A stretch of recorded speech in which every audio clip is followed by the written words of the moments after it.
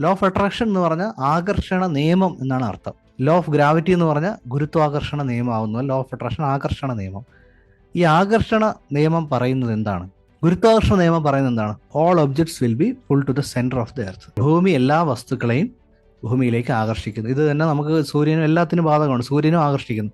സൂര്യന്റെ ആകർഷണ വലയത്തിലാണ് ആക്ച്വലി ഭൂമി ഇരിക്കുന്നത്. അപ്പോൾ എല്ലാം ഇതിങ്ങനെ ആകർഷിച്ച് പിടിച്ചിരിക്കുകയാണ്. ഈ ഗ്രാവിറ്റേഷണൽ പുള്ള് ഇല്ല എന്നുണ്ടെങ്കിൽ ചെതറി അങ്ങ് പോകും. എല്ലാ ഗ്രഹങ്ങളും ചെതറി വേറെ എവിടെയെങ്കിലും പോയി ഒരു കൺട്രോൾ ഇല്ലാതെ, നമുക്കൊരു കണക്ഷൻ ഇല്ലാതെ പോകും.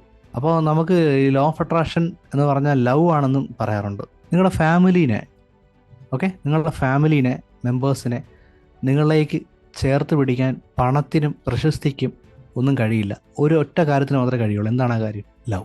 യെസ്. അപ്പോൾ ലവ് ആണ് ആ പവർ. ആ ഗ്രാവിറ്റേഷൻ പവർ ഇല്ലയെന്നുണ്ടെങ്കിൽ ഗ്രഹങ്ങൾ ചെതറി പോകുന്ന പോലെ നമ്മുടെ ഫാമിലിയും കാര്യങ്ങളും റിലേഷനും എല്ലാം പോകും. ലവ് ടൈം കാര്യങ്ങളാണ് നമുക്ക് ലോ ഓഫ് അട്രാക്ഷനുമായിട്ട് കണക്ട് ചെയ്യാൻ പറ്റുന്ന ഒരു കാര്യം.